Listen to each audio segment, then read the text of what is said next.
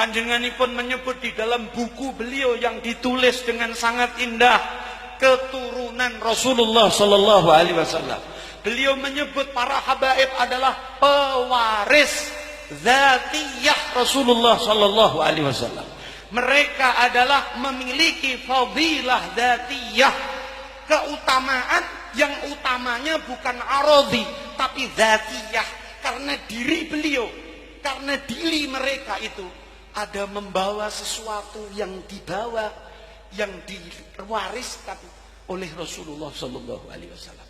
Bahwa mereka keturunan Rasulullah itu memiliki zatiyah, satu potong kit'ah dari sisi Rasulullah sallallahu alaihi wasallam, yang kita Ahlus Sunnah wal Jamaah yakin kebenaran hal itu, karena Rasulullah dawuh wonten ing pinten-pinten hadis ingkang sangat mu'tamad kesahihanipun.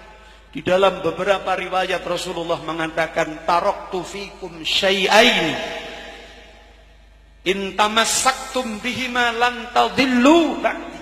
Ada dua hal yang aku tinggalkan kepada kalian, yang kalau Anda pegang tidak mungkin kalian tersesat di dalam kehidupan setelah aku wafat nanti.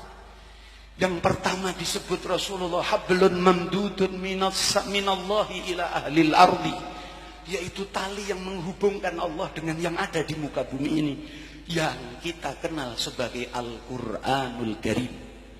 Dan yang kedua adalah itrati ahli baiti, itrati ala baiti, yaitu keturunan-keturunanku, yang Rasulullah sallallahu alaihi wasallam menyebut dalam hadis tersebut, wa huwa shadiqul masduq la yantiqu 'anil hawa. Pasti benar yang beliau sampaikan, tidak mungkin salah. Beliau mengatakan la yatafarraqa hatta yarida 'alayyal haud.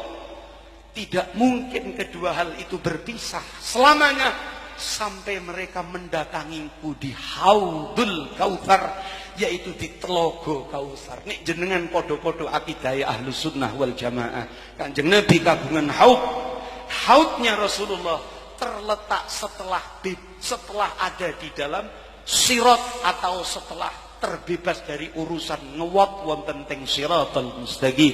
Di situ ada haud yang panjangnya sepanjang langit dan bumi ini, yang airnya lebih abyad, lebih putih daripada susu, yang ahla minal asal, yang lebih manis daripada madu. Kanjeng Nabi mengatakan, anak putuku tak tunggu nongkono iku. Mereka itu adalah orang yang telah ditentukan di Lauhil Mahfuz menjadi pilihan Allah sebagai penerus, pembawa fadilah dzatiyah, pembawa zat, pembawa bagian dari diri Rasulullah sallallahu alaihi wasallam. Untuk apa mereka ada di muka bumi ini? Rasulullah mengatakan, an-nujumu amanun li ahli sama. Kalau engkau melihat ada bintang di atas itu sebagai keamanan bagi alam-alam yang ada di atas langit sana. Wa ahlu baiti amanun li ahlil ardi minal khilaf. Dan kalau ingin tahu keamanan dunia ini, dipegang dan dijabat oleh para dzurriyyah Kanjeng Nabi Muhammad sallallahu alaihi wasallam. Ini masyrabnya Mbah Hasyim Asy'ari. Jenengan bika bahkan di dalam kitabnya Kiai Mustamar yang dari Malang, di situ ada beberapa pepenget saking Mbah Hasyim Asy'ari tentang siapa itu Ahlus Sunnah wal Jamaah. Beliau merumuskan tentang muttafiqul ara, bahwa orang-orang Islam di Jawa ini sepakat dalam satu pendapat. Di antara yang disepakati dalam urusan teologi, kata Mbah Hasyim Asy'ari, kata dalam urusan bab keyakinan akidah, mengikuti madhabnya Imam Asy'ari. Kalau mengikuti dalam madhahibil arba'ah, salah satu yang dipilih daripada wong-wong Jawa niki adalah madhabnya Imam Syafi'i. Kalau di dalam urusan ketasawufan, mengikuti Imam Ghazali, Imam Syadzili. Dan lalu Imam Mbah Yai Hasyim Asy'ari mengatakan, mereka sepakat pendapat di dalam mahabbah kepada ahli baiti Rasulullah sallallahu alaihi wasallam wal auliya was solihin. Kitab piyambak kitabe, di situ Mbah Hasyim Asy'ari menyebutkan cinta kepada ahlu baiti Rasulullah di nomor satu, Pak. Baru kemudian aulia, baru kemudian orang-orang soleh. Karena Mbah Hasyim Asy'ari tahu karena pencapaian yang dicapai para aulia, para ulama. Selain mereka para ulama, para aulia, maaf, para ulama, para aulia memiliki kemuliaan sebagai kemuliaan yang arodian, sing anyar teko, sing asale ora ono, dadi ono, mungkin pun suatu ketika bakal hilang dari diri mereka. Ilmu mereka berawal dari tidak tahu apa-apa. Lalu beliau belajar menjadi alim. Beliau mulia karena alimnya. Itu arodiyah. Tapi duriyah Kanjeng Nabi, wiwit lahir cepret, beliau sudah memiliki warisan yang dibawa, yang bernama dzatiyah, diri beliau ini. Allahumma sholli ala Muhammad. Hati-hati kalau sekarang NU dibenturkan dengan bahasa. Hati-hati ojo ngrembug Habib, ndak dikira Syiah. Hati-hati kalau kita berguru dengan para habaib dikira Syiah. Kalau Anda mengatakan dikira Syiah, maka bagaimana Anda bisa aman kehidupan ini? Karena pejabat daripada keamanan ini dipegang para habaib kita. Kalau NU belajar untuk memusuhi para habaib, kata Mbah Yai Maimun Zubair, pernah disampaikan di majelisnya Habib Syekh bin Abdul Qadir As-Segaf, saya dengar langsung. Beliau mengatakan, lihatlah negara-negara yang pernah ditaklukkan Islam di zaman Umayyah, bahwa di zaman-zaman setelahnya, karena mereka tidak satupun menyisakan ahlul bait, para habaib di negara itu, maka hancur negara itu. Tidak ada Islam sama sekali sampai sekarang. Tapi Indonesia ini dibawa wali 9, di mana wali 9 para ahlu bait Rasulullah sallallahu alaihi wasallam.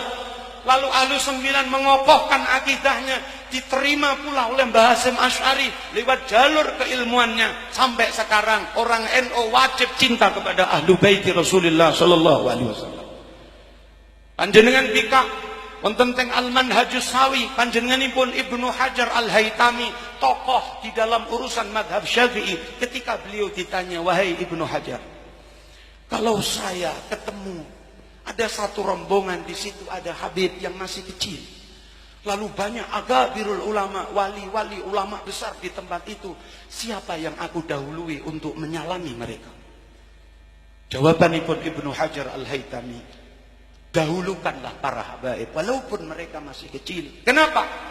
Karena mengikuti dawuh Kanjeng Nabi sallallahu alaihi wasallam, qaddimu Quraisy, dahulukanlah para pewaris-pewaris Bani Quraisy, yaitu para dzurriyyah Kanjeng Nabi sallallahu alaihi wasallam. Malam ini yang pertama saya ingin sampaikan adalah pelajaran kita bagaimana Mbah Hasyim Asy'ari mencontohkan kepada murid-muridnya sekelas Mbah Yai Umar ini, yang beliau secara talaqi langsung pernah menjadi muridnya Mbah Hasyim Asy'ari. Beliau mencontohkan kembali kepada kita tentang ta'alluq kita, i'timad kita, bahwa Kanjeng Nabi bukan hanya mewariskan ilmu saja. Kanjeng Nabi mewariskan fadilah dzatiyah, mewariskan zat yang sebagai pengaman dalam kehidupan kita ini. Semoga para habaib kita dijaga zahiran wa batinan.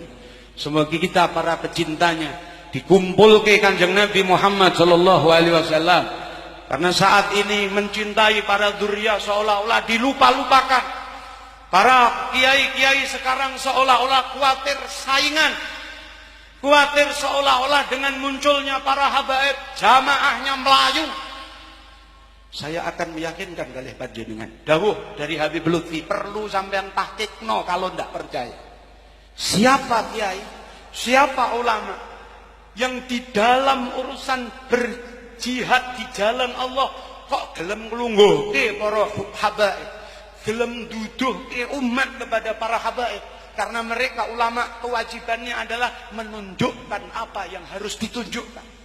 Lalu mereka sukses dalam menunjukkan umat kepada dzurriyyah, kepada habaib. Titenono kata Habib Lutfi. Maka orang itu akan didrojoki vitamin-vitamin rohani oleh Kanjeng Nabi Muhammad sallallahu alaihi wasallam. Saya wasiatkan kepada pribadi saya, termasuk apa yang saya temukan di malam ini. Jenengan sing gadah jamaah masih wong telung glintir sing nomor papate jenrake tok. Tolong datangkanlah para habaib di majelis kita, walau sekali, seperti Mbah Umar seperti ini. Agar apa? agar kehidupan kita, seanak putu kita diparingi aman, nyaman.